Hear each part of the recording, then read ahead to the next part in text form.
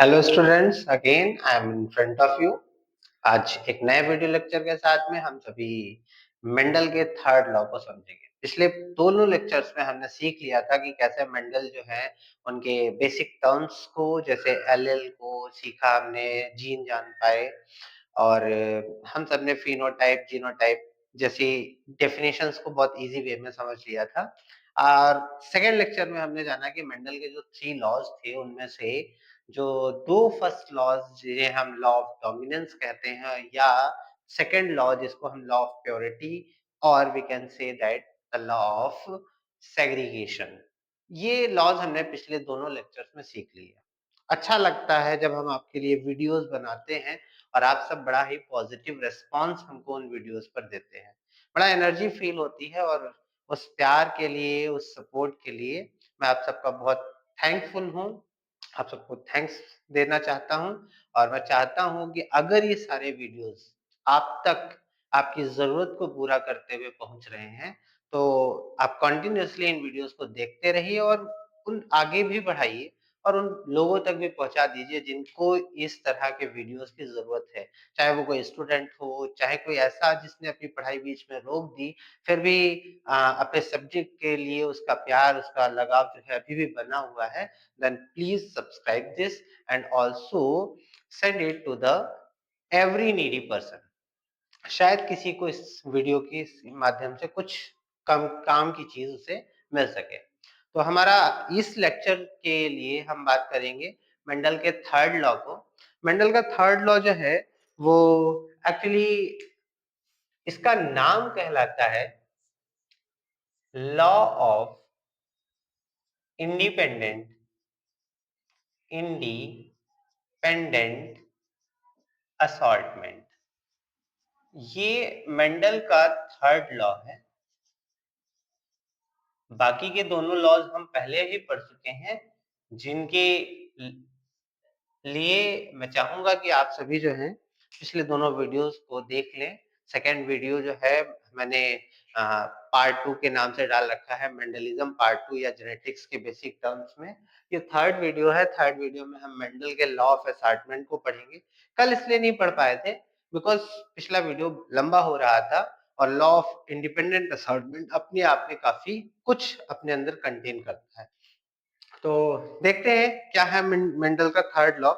अब third law में Mendel ने क्या बताया, अभी तक जो दोनों लॉज थे उनसे ये कुछ स्पेसिफिक इसलिए है क्योंकि इस लॉ को हम कह सकते हैं कि ये डाई हाइब्रिड क्रॉस पर डिपेंड कर रहा है। Dihybrid cross, actually dihybrid cross और मोनो हाइब्रिड क्रॉस के दो कॉन्सेप्ट हमको मेंडल ने दिए थे।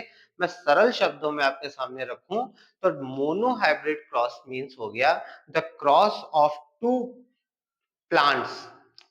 मेंडल ने पी प्लांट दिए थे तो मैं पी प्लांट को ले लूं, the cross of two pea plants with only one character. किसी एक ट्रेट के साथ जब क्रॉस कराया जाता है दो प्लांट, पेरेंट प्लांट में, तो उसे हम मोनो हाइब्रिड क्रॉस कहते हैं। बट मेंडल का जो थर्ड लॉ है वो डाई हाइब्रिड क्रॉस को लेकर के हमारे सामने आए मेंडल। तो इट मींस हम इसमें कह सकते हैं here Mendel has taken the parent plant which is having the two characters. ठीक है, तो ये दो कैरेक्टर्स जो मेंडल ने लिए थे, आइए हम उनको देख लेते हैं, समझ लेते हैं। डेफिनेशन में पहले की तरह बिल्कुल लास्ट में रखने वाला हूं। पहले हम मेंडल का लॉ समझेंगे, बाद में मैं डेफिनेशन बहुत सिंपल लैंग्वेज में, बहुत साधारण से शब्दों में लिख के आपको देने वाला हूं।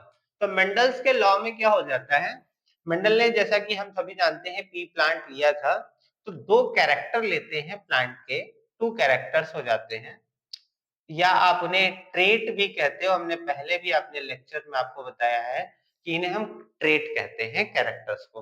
तो जो दो कैरेक्टर लिए थे, उन दोनों कैरेक्टर की बात करें तो एक 7 कैरेक्टर्स में से एक कैरेक्टर इन्होंने लिया round shape. Round shape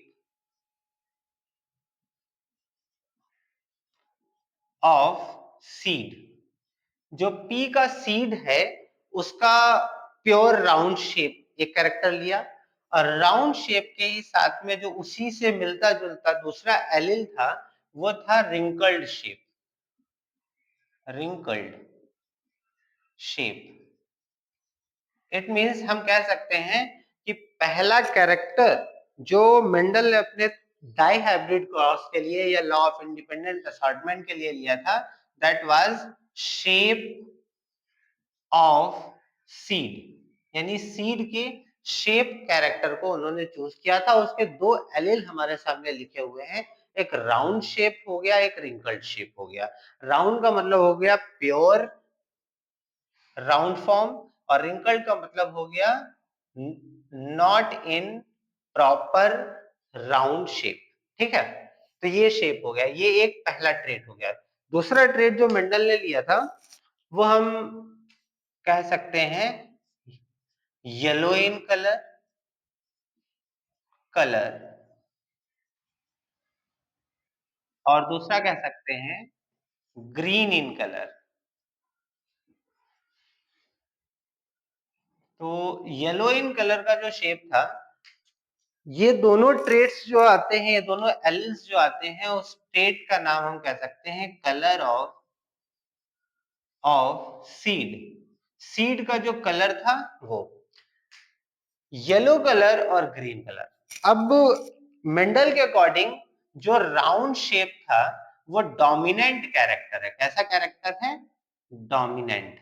dominant character हम पीछे पढ़ के भी आए हैं, जो अपने आप को न्यू प्रोजेनी में एक्सप्रेस होने देता है और अनदर कैरेक्टर जो अपने पैरेलल कैरेक्टर है उसको सप्रेस कर देता है, उसको दबा देता है, उसको दिखने नहीं देता है। तो डोमिनेंट कैरेक्टर जो राउंड शेप था उसको इन्होंने रिप्रेजेंट किया कैपिटल आर से, और जो रिंकल्ड कैरेक्टर था उसको रिप्रेजेंट किया स्मॉल आर से। ये रेसेसिव कैरेक्टर था।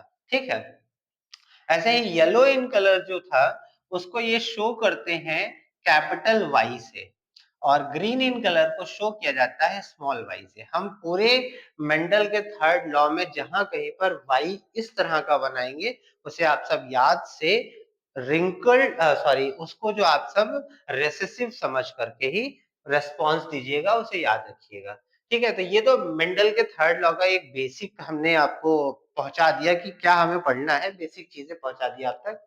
अब मेंडल के लॉज में क्या क्या हुआ थर्ड लॉ में, उसको थोड़ा सा देखते हैं। तो मेंडल ने क्या किया, जैसे पहले ही इन्होंने दो प्योर प्लांट लिए थे, ऐसे ही इस बार भी क्या लिया, एक P1 जनरेशन जिसको हम कहते हैं पेरेंट जनरेशन। ये पेरेंट जनरेशन ये ले लेते हैं, और इस पेरेंट जनरेशन के जो ट्रेट्स हैं वो कौन कौन से लेते हैं, तो एक प्योरिटी के साथ लेते हैं राउंड शेप में, और दूसरा प्योर कैरेक्टर ले लेते हैं येलो इन कलर। तो हम कह सकते हैं यहाँ डाई हाइब्रिड क्रॉस, इसीलिए इसका नाम रखा गया। डाई मीन्स हो जाता है दो, एक और एक, ये दो, ये दो अलग अलग कैरेक्टर हैं। ये दोनों कैरेक्टर्स जो होते हैं पहले प्योर फॉर्म में है यहाँ पर, और ये प्योर फॉर्म कौन सा है, तो डोमिनेंट प्योर फॉर्म हो गया। अगर हम यहाँ बात करते हैं तो ये दूसरा प्लांट जो लेते हैं वो भी प्योर ही प्लांट लेंगे, बट यहाँ प्योर प्लांट जो होगा वो डॉर्फनेस के साथ होगा, यानी रेसेसिव कैरेक्टर के साथ में है। तो स्मॉल आर और स्मॉल वाई, इस दोनों ही प्योर प्लांट का क्या करना है, हमें क्रॉस कराना है। तो क्रॉस कराने के लिए पहले सेग्रीगेशन होता है, आप सब जानते हैं। तो एक कैपिटल आर दूसरे कैपिटल वाई के साथ, और एक अलग कैपिटल आर दूसरे कैपिटल वाई के साथ में पेयर बनाएगा। ये हमारे दोनों कैरेक्टर्स का एलिल बन गया जो आपस में पेयरिंग कर लेते हैं। ऐसे ही इधर भी हम पेयर करेंगे, तो स्मॉल आर के साथ स्मॉल वाई और स्मॉल आर के साथ दूसरा स्मॉल वाई हो जाएगा। अगर मैं इनका क्रॉस कराऊं तो हम सभी जानते हैं कि एक बार सेग्रीगेशन हो जाता है तो क्रॉस जो है वो एलिल्स अपने आप इंडिपेंडेंटली करते हैं। तो फिर से हम इंडिपेंडेंटली इनका क्रॉस कराने की कोशिश करते हैं। थोड़ा क्रॉस करते समय ध्यान देने की जरूरत है, यहाँ पे गलतियां हो जाती हैं बच्चों से, तो मैं डिफरेंट कलर्स यूज करूंगा। जो आगे वाला ये आर वाई है, इसके अपर पोर्शन को मैं आगे वाले के साथ में पीछे वाला ये आर वाई मैच करूंगा, तो हमारे पास में जो रिजल्ट आएगा वो capital R then small R capital Y then small Y आ जाएगा। क्लियर? एक बार ध्यान से आराम से समझते रहिएगा। मैंने इसको उठा लिया, इस पेयर को ले लिया और इस पेयर के अपर पोर्शन को नेक्स्ट पेरेंट प्लांट के लोअर पोर्शन के साथ में क्रॉस करा दिया। अब आप ध्यान दीजिए, अगर तो मुझे ज्यादा करने की जरूरत नहीं पड़ेगी, हमें हर बार सेम क्रॉस ही कराना है, तो रिजल्ट भी सेम ही आएगा। चलिए एक और कर लेते हैं। मैंने इसी आर वाई का क्रॉस जो है इस बार किसी दूसरे से करना है, तो पहले मैं ऊपर से नीचे मैच कर गया, इस बार नीचे से मैं ऊपर का क्रॉस कराऊं, तो रिजल्ट जो है मैं यहां लिख लेता हूं, यहां ना लिख करके मैंने यहां लिख लिया capital R small Y. Result फिर से सेम सेम है, यानी ये जो हमारी जनरेशन बन रही है ये F1 जनरेशन है, और F1 जनरेशन के लिए हमें हर बार रिजल्ट सेम मिल रहा है।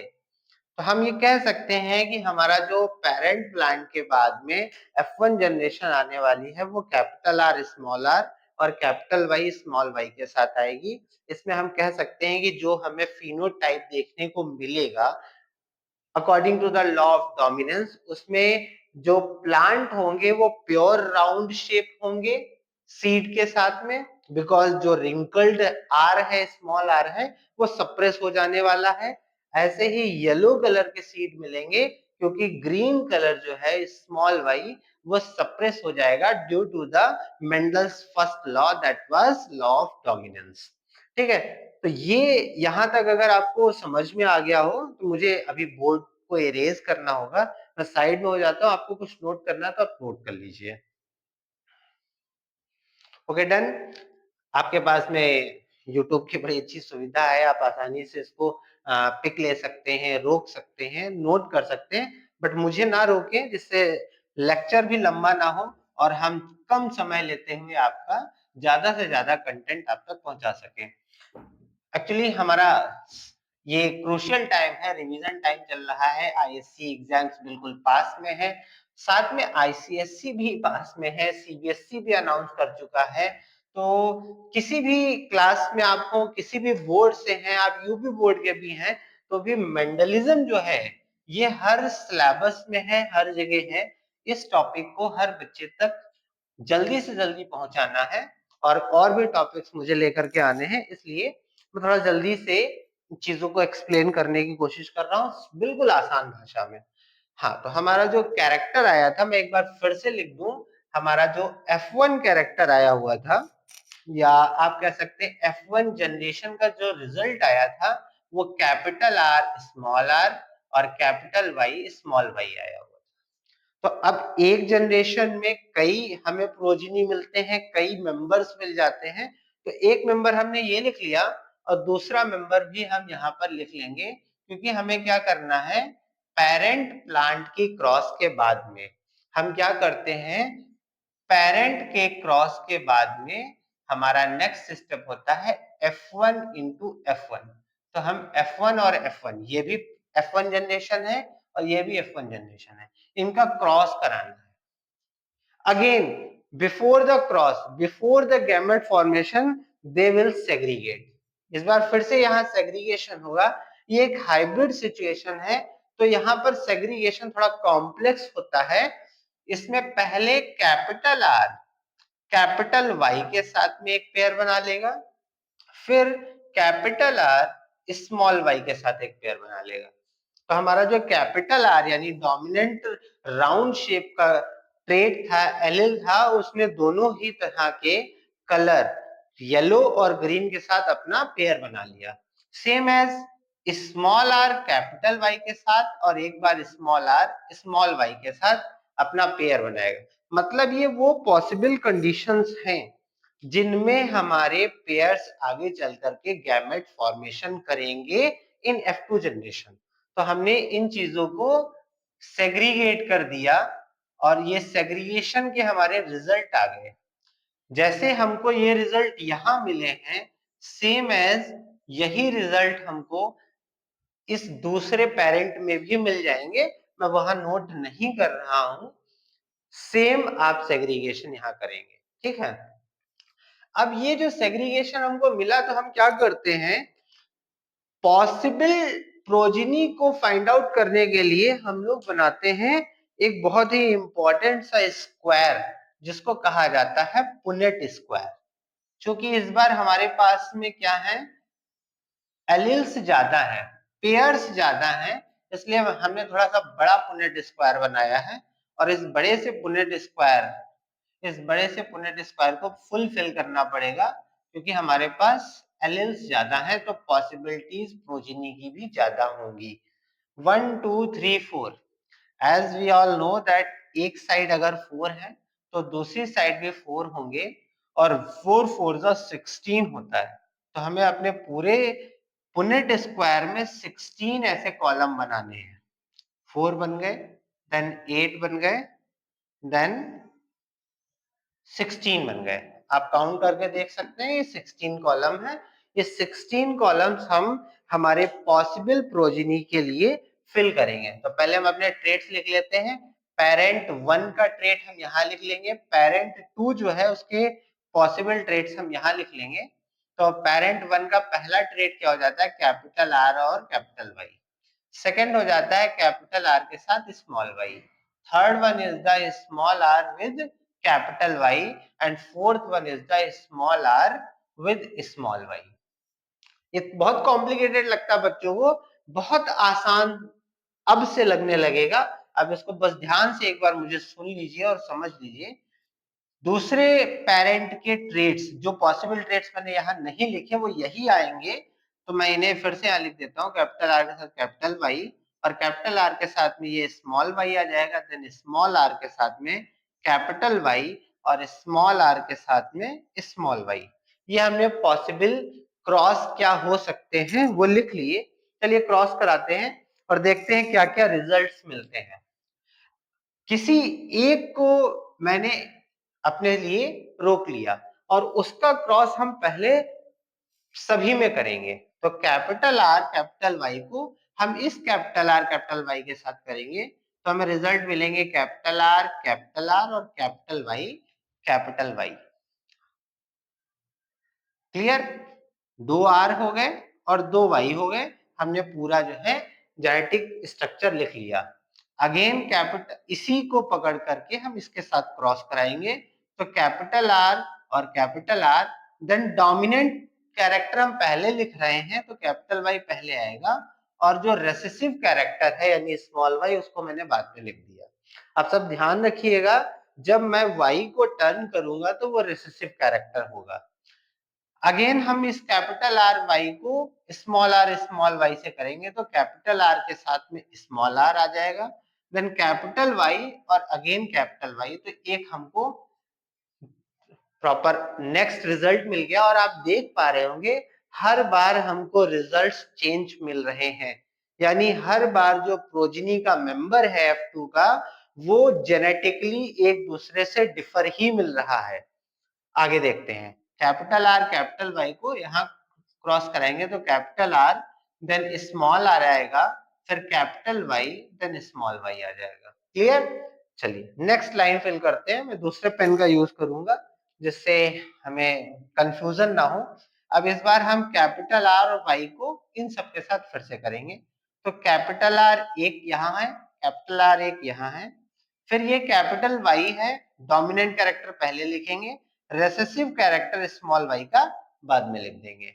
अगेन इन दोनों को क्रॉस कराते हैं तो कैपिटल आर दोनों ही स्मॉल वाई हैं, नो डाउट कि हम स्मॉल वाई लिख देंगे। अगेन हम इसको क्रॉस करेंगे तो कैपिटल आर पहले बड़ा आ जाएगा, देन स्मॉल आर, फिर उसके बाद कैपिटल वाई के साथ में स्मॉल वाई। बहुत ध्यान से करने की जरूरत है, कुछ भी नहीं लिख देना है, क्रॉस को बहुत ध्यान से करिएगा। कैपिटल आर को इस स्मॉल आर के साथ में, देन ये भी स्मॉल वाई है और ये भी स्मॉल वाई है, तो दोनों ही हमें स्मॉल वाई मिल गए। हमारा सेकेंड कॉलम भी कंप्लीट हुआ। थर्ड कॉलम के लिए हम क्या करते हैं, फिर से इस बार स्मॉल आर यहाँ है और कैपिटल आर यहाँ है, तो हम ये नहीं करेंगे कि हम इसका क्रॉस करने जा रहे हैं, तो पहले हम क्या करें, स्मॉल आर लिख दें? नहीं, पहले लिखेंगे हम डोमिनेंट कैरेक्टर ही capital R then small R, यहाँ पर कैपिटल वाई और यहाँ भी कैपिटल वाई, तो दोनों ही कैपिटल वाई आ जाएंगे। क्लियर? देन आफ्टर हम इस कैरेक्टर को इसके साथ में, तो कैपिटल आर और small R, capital Y then small Y, इसको क्रॉस करेंगे। स्मॉल आर दोनों है तो दोनों ही स्मॉल आर लिख देंगे, पर दोनों कैपिटल वाई है तो दोनों ही कैपिटल वाई हमको मिल जाते हैं। फिर इसके बाद में लास्ट बचता है, तो small R then capital Y के साथ में स्मॉल वाई। ये भी लाइन हमारी कंप्लीट हुई। लास्ट लाइन बचती है, इसको भी कंप्लीट करते हैं जल्दी से। कैपिटल आर के साथ में स्मॉल आर। आई थिंक यहां तक सबको समझ में आ गया होगा कि मैं किस तरह से ये रिजल्ट्स लिख रहा हूं। Capital R then small R, दोनों ही स्मॉल वाई हैं तो दोनों ही स्मॉल वाई लिख देते हैं। देन आफ्टर क्या है हमारे पास में, दोनों कैपिटल आर हैं तो मैं दोनों स्मॉल आर हैं दोनों ही स्मॉल आर लिख देता हूं। देन कैपिटल वाई के साथ में स्मॉल वाई। यहां पर आप देख रहे हैं सब ही स्मॉल है, तो सारे ही small R then small R, small Y then small Y. ये हमको स्पेसिफिक रिजल्ट मिला है, एक यहाँ और एक यहाँ, जो कंप्लीट प्योरिटी शो कर रहा है। अब ये समझिए कि हमारा रिजल्ट आ गया सामने। अब इस रिजल्ट को हमें ये देखने पर पता चल रहा है रिजल्ट में कि लगभग हर जनरेशन का हर मेंबर एक दूसरे से अलग है। कुछ कॉमन है, हम अभी उन कॉमन को फाइंड आउट करते हैं। तो यहां तक सबको कुछ क्लियर हो गया होगा। पहले मैं क्या करूंगा, हम लोग जब रिजल्ट फाइंड आउट कर लेते हैं थर्ड लॉ में, तो दो रेशियो निकालते हैं, जैसे हमने मोनोहाइब्रिड क्रॉस के लिए पहले दोनों लॉज में निकाले हुए थे। उन रेशियोज को हम कहते हैं फिनोटिपिक रेशियो। पहला रेशियो हो जाता है हमारा फिनोटिपिक रेशियो। मैं फिर से एक बार याद दिलाना चाहूंगा, फिनोटिपिक का मतलब मैंने आपको बताया था, जो फोटो की तरह देखने से पता चल जाए उसे फिनोटिपिक रेशियो कहते हैं। और जीनोटिपिक रेशियो वो होता है जो जेनेटिक कैरेक्टर के फॉर्म में या जीन्स के फॉर्म में किसी भी ऑर्गेनिज्म के अंदर प्रेजेंट है, जिसे ऑब्जर्व देख करके नहीं किया जा सकता। तो फिनोटिपिक रेशियो हो जाता है, और दूसरा रेशियो हो जाता है जीनोटिपिक। बहुत ही ज्यादा पूछे जाने वाले रेशियोज हैं इस टॉपिक से।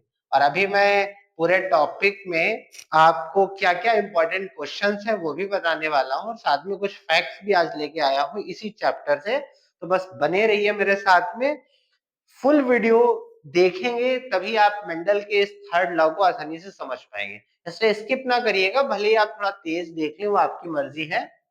फिनोटिपिक रेशियो जो है उसे देखना है, तो मुझे यहाँ पर ट्रायंगल्स कुछ बनाने हैं। बहुत ध्यान से समझिएगा, ये पार्ट बड़ा इंपॉर्टेंट है।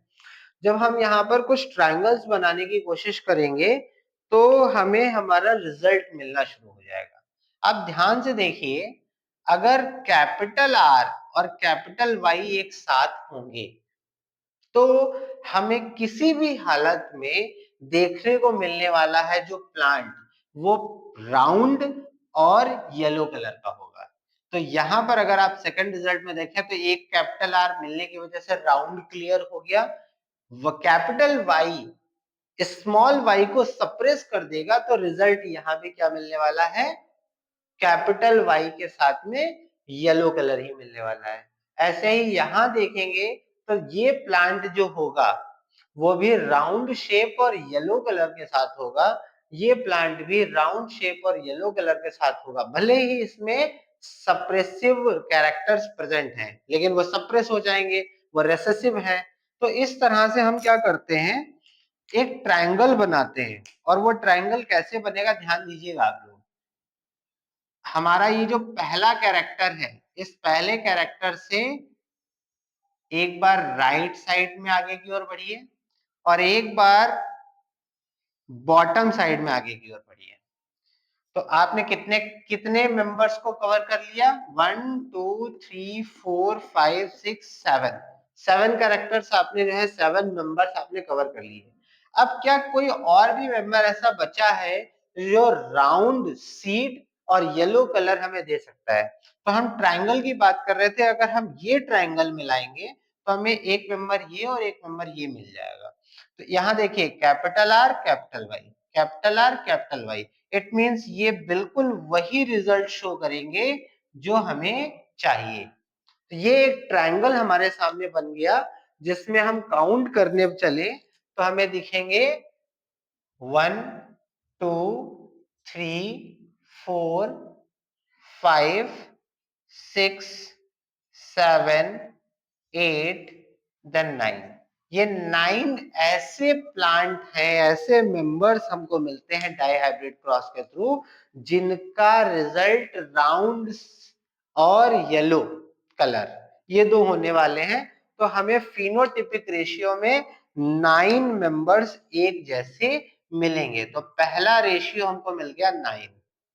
सेकंड देखिए, एक और ट्राइंगल हमको बनाना है। ट्राइंगल्स आप ध्यान रखिएगा, ट्राइंगल्स बहुत इंपॉर्टेंट है इसमें। एक और ट्राइंगल जो है वो मैं ब्लैक कलर से बनाऊंगा। आप यहाँ इस मेंबर को देखिए, इस मेंबर की बात करें तो यहाँ दोनों कैपिटल आर हैं और दोनों कैपिटल स्मॉल वाई है। कैपिटल आर राउंड और जो आपका स्मॉल वाई है वो ग्रीन कलर को शो करेगा। तो इसका मतलब ये मेंबर जो होंगे वो राउंड सीड और ग्रीन कलर के होंगे। चलिए इस पर बात करते हैं। कैपिटल आर और स्मॉल वाई, अगेन हमको राउंड सीड और ग्रीन कलर देखने को मिलता है। और इस मेंबर को देखिए तो राउंड और ग्रीन। तो हमारा जो अगला ट्राइंगल बनता है वो यहां से बनता है, ये और आप इसको ले लीजिए ये वाला। और उसके बाद में अब ये बीच में फंस रहा है, इसको छोड़ देंगे, आप ध्यान रख दीजिएगा, मैं निकालूंगा तो वहीं से लाइन। ये एक ट्राइंगल बनता है हमारा, इसमें हमारा ये वाला पार्ट यूज नहीं करना है, हमको इस मेंबर को नहीं लेना है। तो इस तरह से क्या निकल के आता है, जो राउंड ग्रीन कलर जो निकल के आता है उसका रेशियो आता है हमारे पास 3। मतलब उसके जो मेंबर्स आते हैं वो 3 मेंबर्स निकल करके हमारे सामने आ जाते हैं। अब एक और ट्राइंगल, फाइनल लास्ट ट्राइंगल हमको बनाना है, जिसमें हमको एक और रेशियो मिलने वाला है। स्मॉल आर का मतलब हो जाता है रिंकल्ड और कैपिटल वाई का मतलब हो जाता है प्योर येलो कलर। ठीक है, तो इस रिंकल्ड देन येलो, यहां पर आप देखिए तो रिंकल्ड देन येलो और रिंकल्ड देन येलो। अभी अगर कोई पूछे सर कैसे रिंकल्ड येलो, तो हम कह सकते हैं रिंकल्ड इसलिए क्योंकि दोनों ही स्मॉल आर है, कैपिटल आर है ही नहीं। तो जब कैपिटल आर कैरेक्टर ही नहीं है, राउंड सीट का कैरेक्टर ही नहीं है, तो कैरेक्टर रिंकल्ड ही दिखने वाला है। तो यहाँ रिंकल्ड कैरेक्टर हो गया। कलर की बात करें तो येलो और ग्रीन दोनों है, जिसमें yellow colour capital Y dominant है, इसलिए ये प्लांट जो है, ये मेंबर जो होगा वो रिंकल्ड और येलो शो करेगा। तो एक ट्राइंगल हमको ये पास में मिल गया छोटा सा। अब आप देख सकते हैं एक ये रेड वाला ट्राइंगल बड़ा सा, उसके बाद एक ब्लैक कलर का ये ट्राइंगल और एक ये छोटा सा ट्राइंगल। ये 3 ट्राइंगल मेंडल के इस लॉ ऑफ इंडिपेंडेंट असॉर्टमेंट में जिस बच्चे ने निकालना सीख लिया, बार बार आप इस वीडियो को रिवाइज करके भी देख सकते हैं। अगर आप सीख लेते हैं तो आपका फिनोटिपिक रेशियो कभी गलत नहीं होने वाला। 1 2 3 मेंबर्स हैं, तो हमें अगेन जो रेशियो मिलता है वो 3 फिर से मिलता है। लास्ट में सिंगल अकेला ये मेंबर बचता है जो रिंकल्ड और ग्रीन दोनों को शो कर रहा है। पूरे 16 मेंबर्स में कोई भी ऐसा नहीं है जो रिंकल्ड और ग्रीन को शो कर रहा हो। तो ये अकेला एक 1 बचा। इट मीन्स हम कह सकते हैं phenotypic ratio of dihybrid cross is 9:3:3:1। Most important question है, जरूर याद कर लीजिएगा, और निकालना भी हमने आपको सिखा दिया है। कुछ बच्चे क्या करते हैं, नहीं निकाल पाते हैं, सीधा याद कर लेते हैं। एज यू विश, बट मैं कहूंगा ये चैनल मैंने आपको शॉर्टकट्स के लिए नहीं, आपके कॉन्सेप्ट्स को क्लियर करने के लिए बनाया है। ये वीडियोस मैं कॉन्सेप्ट्स क्लियर करने के लिए रख रहा हूं। देन शॉर्टकट नहीं, याद नहीं करना है, निकालना सीखिए। नॉलेज को आगे स्प्रेड आपको करना है। हमारे बाद आप टीचर बन सकते हैं या आप आगे किसी को ये चीजें सिखा सकते हैं। चलिए, जीनोटिपिक रेशियो जो है वो भी हम निकाल सकते हैं, पढ़ सकते हैं इन पूरे 16 को आसानी से, और जो एक जैसे हैं उन्हें काउंट करके यहाँ लिख सकते हैं। But genotypic ratio generally books में तो लिख देते हैं genotypic of the dihybrid cross is a complex ratio, but मैं आपको बता रहा हूं कि कॉम्प्लेक्स में भी क्या होता है। तो बड़ा आसान सा नंबर है, आपको याद रखना है 1 2 2 4 1 2 1 2 1, बड़ा आसान सा नंबर है 1 2 2 4 1 2 1 2 1। आप इस रेशियो को याद रखेंगे, ये डाई हाइब्रिड क्रॉस का जीनोटिपिक रेशियो, आसानी से आप इसको याद रख सकते हैं 1 2 2 4 1 2 1 2 1। इस तरह से हमारा क्या हो जाता है, law of independent assortment, that was the Mendel's third law, ये हमने कंप्लीट समझ लिया। अब मैं इसकी एक छोटी सी डेफिनेशन लिख दूंगा, मैं साइड हो जाता हूं, आप सब नोट कर लीजिए, देख लीजिए इसको, इसका स्क्रीनशॉट ले लीजिए।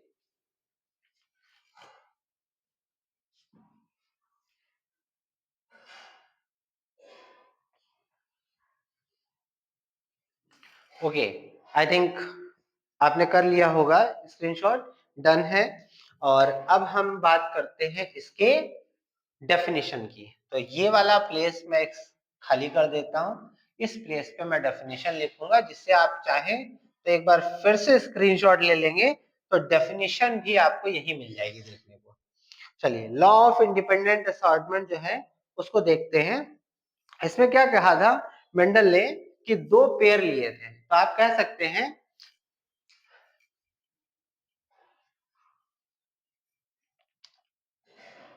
this law of Mendel, just a second, एक बार क्लीन कर दूं इसको, जिससे आप तक क्लियर वीडियो जाए। ठीक है, this law of Mendel explains that two of two pairs of two characters are brought in F1 generation.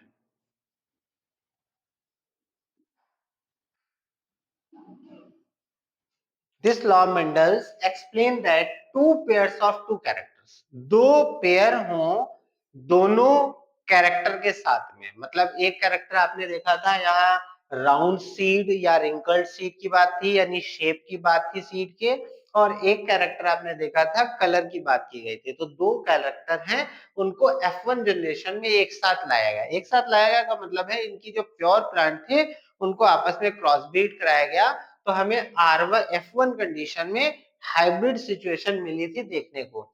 ये आपकी जो हाइब्रिड सिचुएशन है इसकी बात की जा रही है। I brought in F1 generation, they make gametes independently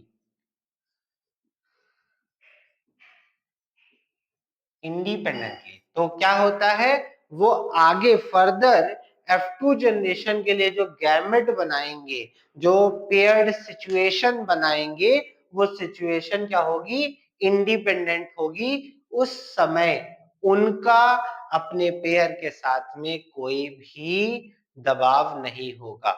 इसे हम कहते हैं Mendel's law of independent assortment. ठीक है, तो मेरे हिसाब से ये आपको समझ में आ गया होगा। हमारा topic law of independent assortment भी कंप्लीट हुआ। यहीं पर हमारा जो जेनेटिक्स था उसके तीनों लॉज मेंडलिज्म में वो भी कंप्लीट हुए। अब मैं आज आपके लिए कुछ स्पेसिफिक और भी चीजें लेके आया हूं, इसको इरेज करते हैं। और मेंडलिज्म में उन्हें भी समझते हैं कि क्या है वो चीजें। ठीक है। जैसे ही मेंडलिज्म की बात की जाती है, सिर्फ और सिर्फ मेंडल के लॉज पर ये खत्म नहीं हो जाता। कुछ डेफिनेशंस बड़ी इंपॉर्टेंट हैं, जिनमें से पहले लेक्चर में मैंने कुछ डेफिनेशंस आपके सामने रखी थी।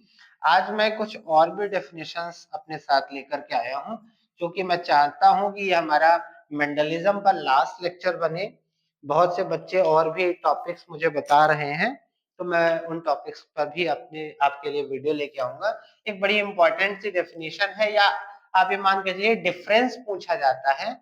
डिफरेंस पूछते हैं एक टेस्ट क्रॉस और एक बैक क्रॉस, और बच्चे बड़ा कंफ्यूजन के साथ में रहते हैं कि सर ये बैक क्रॉस और ये टेस्ट क्रॉस नहीं समझ में आता, हम भूल जाते हैं बार बार।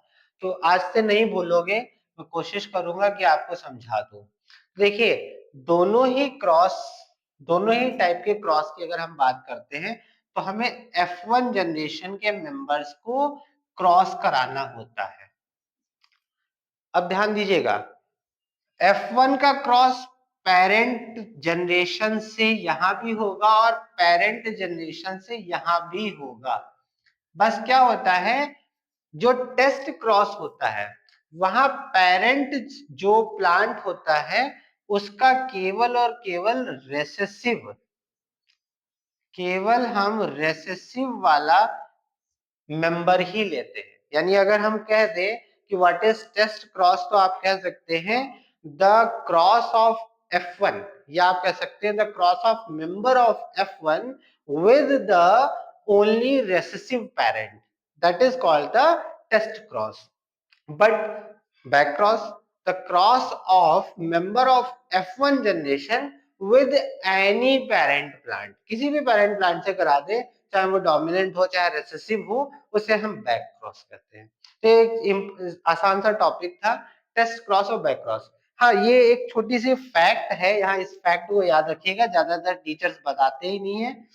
तो इस बात को याद रखिएगा कि जो टेस्ट क्रॉस होता है उसके पीछे का जो ऑब्जेक्टिव है, क्यों हम इस टेस्ट क्रॉस को करते हैं, तो उसका ऑब्जेक्टिव सिर्फ और सिर्फ इतना होता है, ये पहचानना, to recognize, to recognize the homozygous और हेट्रोजाइगस। ये पहचानना कि जो मेंबर है F1 का, टू रिकॉग्नाइज द होमोजाइगस और heterozygous member of F1, F1 का जो मेंबर है जिसका हम क्रॉस करा रहे हैं, वो होमोजाइगस है या हेट्रोजाइगस। रीजन ये है ना कि हमें जो होमो या हेट्रोजाइगस की सिचुएशन देख के नहीं पता चलती, हम ये नहीं समझ पाते हैं कि जो प्लांट सामने हमारे है वो प्योर प्लांट है या वो हाइब्रिड प्लांट है, क्योंकि जीन्स दिखाई नहीं पड़ते हैं। इसलिए उन जीन्स को देखने के लिए ये टेस्ट क्रॉस की बात की गई। ठीक है, तो ये आई थिंक आपको क्लियर हो गया होगा कि टेस्ट क्रॉस क्या है और बैक क्रॉस क्या है। बहुत आसान सा क्वेश्चन था। अब मैं कुछ क्वेश्चंस इस टॉपिक से लेकर के आया हूं, इस चैप्टर से लेके आया हूं कि जो बन सकते हैं, जो पॉसिबल क्वेश्चंस हैं। तो कुछ क्वेश्चंस तो मैं आपको पहले ही डिस्कस कर चुका हूं कि क्या क्या डिफाइन करना चाहिए। आपको एलिल की डेफिनेशन आनी चाहिए, आपको एलिलोमॉर्फ की डेफिनेशन आनी चाहिए, होमोजाइगस की, हेट्रोजाइगस की, test cross, back cross, laws of Mendel, जो सारे डेफिनेशंस थे वो आपको आने चाहिए। तो सारी चीजें हमारे वीडियोस में पड़ी हुई हैं, आप वहां से तैयार कर सकते हैं। कुछ क्वेश्चंस में एक क्वेश्चन ये बनता है, बड़ा ही फेमस क्वेश्चन है, what was the reason, what was the reason so that Mendel has chosen pea plant for his experiment। मेंडल ने अपने एक्सपेरिमेंट के लिए पी प्लांट को क्यों चुना था। ये क्वेश्चन बड़ा इंपॉर्टेंट है। मैं यहाँ पे आंसर भी बताऊंगा, क्योंकि अभी तक मैंने अपने किसी भी वीडियो में इसके आंसर को डिस्कस नहीं किया। मैं आंसर आपके सामने रखूंगा। बहुत सिंपल, बहुत आसान से रीजंस थे। पहला रीजन था इजी, इजीली अवेलेबल। अवेलेबिलिटी आसान है पी प्लांट की, इसलिए उन्होंने पी प्लांट को चुन लिया। सेकंड था शॉर्ट लाइफ स्पैन। अब जिस ऑर्गेनिज्म पर एक्सपेरिमेंट किया जा रहा है, अगर उस ऑर्गेनिज्म की लाइफ स्पैन एक्सपेरिमेंट करने वाले साइंटिस्ट से ही ज्यादा है, तो फिर क्या होगा? एक्सपेरिमेंट कंप्लीट नहीं होगा। इसलिए मेंडल ने शॉर्ट लाइफ स्पैन एक रीजन होते हुए पी प्लांट को चुना। तीसरा रीजन इजी पॉलिनेशन। इसमें जो है पॉलिनेशन बहुत आसान था। पॉलिनेशन आई थिंक आप सबको क्लियर होगा। मैं एक बार डेफिनेशन बोल दूं, the reaching of pollen grains to the stigma of the ovary is known as pollination. अगर नहीं याद है तो यहाँ से आसान डेफिनेशन आपके लिए हो गई। आप याद रखिएगा, इजी पॉलिनेशन था। एक और बड़ा अच्छा सा रीजन हो सकता है, और है, हो सकता है नहीं है, ये रीजन है आपका so many observable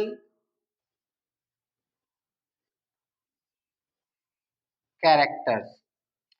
ढेर सारे कैरेक्टर्स होते हैं यहाँ किसके पास में? पी प्लांट के पास में, जिनको ऑब्जर्व किया जा सकता है, देखा जा सकता है। तो जिससे क्या होता है, क्रॉस कराते समय क्या रिजल्ट्स आ रहे हैं और रिजल्ट्स में क्या डिफरेंसेस हैं, वो आसानी से पी प्लांट में देखे जा सकते हैं। अगर आप ये 4 पॉइंट्स याद रखते हैं तो आसानी से इस क्वेश्चन का आंसर आप लिख रहे हैं और आपको पूरे नंबर मिलने वाले हैं। ये बात क्लियर? तो आई थिंक आप इसको नोट कर लें, बहुत इंपॉर्टेंट क्वेश्चन था। एक क्वेश्चन यहीं पर मैं आपको और बता देता हूं, how many characters were taken by Mendel of the P plant. P plant के कौन कौन से कैरेक्टर्स या कितने कैरेक्टर्स मेंडल ने लिए थे? तो कल मैं जब कैरेक्टर की बात कर रहा था तो मैंने कहा था कि अभी मैंने 7 कैरेक्टर्स बताए नहीं है, मैं आगे बता दूंगा। तो चलिए उन 7 कैरेक्टर्स को आपके सामने आज इंट्रोड्यूस कर देते हैं। वो कौन कौन से 7 कैरेक्टर्स थे? तो देखिए, 7 characters, 7 characters of P plant. चलिए, बहुत बढ़िया क्वेश्चन है। चल, पहला कैरेक्टर हो जाएगा, अभी हमने किया सीड शेप। अभी हमने डाइहाइब्रिड क्रॉस में किया सीड शेप। दूसरा हो जाता है हमारा सीड कलर। थर्ड कैरेक्टर हो जाता है पॉड शेप। पॉड का मतलब फली, जो मटर की फली होती है उसकी बात की जा रही है। फोर्थ कैरेक्टर हो जाएगा हमारा पॉड कलर। फिफ्थ कैरेक्टर हो जाएगा पॉड पोजीशन। पॉड की पोजीशन क्या है? सिक्स्थ कैरेक्टर हो जाएगा plant height. Plant height. And the last one, seventh one character is the colour of flower. Flower का कलर। तो ये 7 कैरेक्टर्स हैं, आप नोट कर लीजिए। शायद क्वेश्चन पेपर में आ जाए, किसी भी स्ट्रीम में पूछा जा सकता है, आईएससी, आईसीएससी, सीबीएसई या यूपी बोर्ड, या कहीं भी आपसे कोई पूछ सकता है। तो आप ये 7 कैरेक्टर्स याद रखेंगे। चलिए, मैं कुछ फैक्ट लेके आया हूँ, बस उन फैक्ट को आपके सामने रखते हैं। वीडियो काफी लंबा हो रहा है, इसको यहीं पे रोकना पड़ेगा, जिससे आप तक जल्दी से जल्दी ये वीडियो पहुंच जाए। आप सब नोट करते चलिएगा। एक, मैं तो कहूंगा मेरे साथ साथ अपनी एक कॉपी बना लीजिए, जिस पर जो कैरेक्टर्स, जो जो टॉपिक्स मैं आपके लिए लेकर के आ रहा हूँ, उन टॉपिक्स को आप नोट करते चलें। ये आपका इजी रिवीजन होगा। या आप नहीं नोट करना चाहते हैं तो बार बार रिवाइज करके वीडियोस को देखते रहिए, आपको वहां से भी चीजें क्लियर हो जाएंगी। मेंडल के जो फैक्ट्स हैं, उन फैक्ट्स में मैंने कुछ फैक्ट्स जो है आपके लिए लाए हैं, तो मैं ऐसे ओरली बता देता हूँ। आप चाहें तो उन्हें नोट कर लीजिएगा। पहला फैक्ट हो जाता है आपका कि gene was, the term gene. तो जीन टर्म जो है वो किसने दिया था? तो जीन टर्म जो है वो गिवन था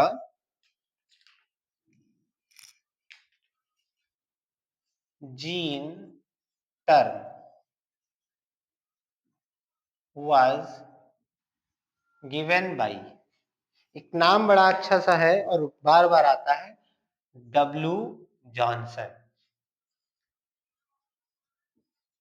ये साइंटिस्ट हैं, इन्होंने जीन टर्म को जो है हमारे सामने इंट्रोड्यूस किया था। एक सेकंड फैक्ट ये है कि मेंडल का जितना भी काम था वो उनकी लाइफ में कभी दुनिया के सामने नहीं आ पाया। उन्होंने बहुत अच्छा काम किया था, लेकिन उनके काम को वो फेमसनेस नहीं मिल पाई उनके जीवन में, जिसको बाद में कुछ साइंटिस्ट जो है उन्होंने दुनिया के सामने लाके रखा। तो कई बार डीप क्वेश्चन में ये क्वेश्चन आपसे पूछा जा सकता था या पूछा जा सकता है कि वो कौन कौन से साइंटिस्ट थे जिन्होंने मेंडल के काम को दुनिया के सामने ला करके इंट्रोड्यूस किया, रखा। तो उनके नाम नोट करिएगा आप। कार्ल, एक साइंटिस्ट है, कार्ल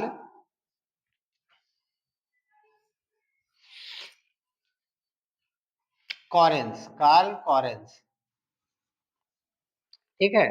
एक सेकंड साइंटिस्ट है ह्यूगो डी व्रीज, और थर्ड साइंटिस्ट जो थे वो शेरमार्क, TSCHERMARK। ये तीन साइंटिस्ट थे। इन्होंने क्या किया, मेंडल के काम को दुनिया के सामने उनकी डेथ के 16 ईयर बाद ला करके रखा। ठीक है, तो इस तरह से आप देख रहे हैं कि हमने 3 वीडियो लेक्चर में मेंडलिज्म, उससे जुड़े हुए कुछ क्वेश्चंस और फैक्ट्स को समझा। आई थिंक इतना अगर हम मेंडल में तैयार कर लेते हैं तो मेंडलिज्म से बाहर अब इसके अलावा कुछ और ज्यादा नहीं आने वाला। आई थिंक कुछ भी नहीं आएगा। तो आप इन तीनों वीडियोस को बहुत ध्यान से देखिए, बार बार देखिए, भूल जाइए फिर देखिए। खास करके मेंडल का थर्ड लॉ, उसको बनाने का मेथड, और उसके चकर बोर्ड से कैसे हमने फिनोटिपिक और जीनोटिपिक रेशियोज निकाले। आई थिंक आपको ये सारे वीडियोस बहुत समझ में आ रहे होंगे। आपने कुछ टॉपिक्स मुझे सजेस्ट किए हैं, मुझे याद है, और मैं उन टॉपिक्स पर भी वीडियोस लेकर के आऊंगा। आप सबके इस तरह से कमेंट्स और लाइक्स जो है हमें बहुत एनर्जी प्रोवाइड करते हैं। तो अपना एनर्जी बूस्टर हमें देते रहिए, अपने और फ्रेंड्स तक हमारे इन वीडियोस को पहुंचाते रहिए, जिससे हम जो है और ज्यादा एनर्जेटिक होकर के ढेर सारे टॉपिक्स पर आप तक, आपको घर बैठे वीडियोस पहुंचा सकें। Thank you students, thank you so much.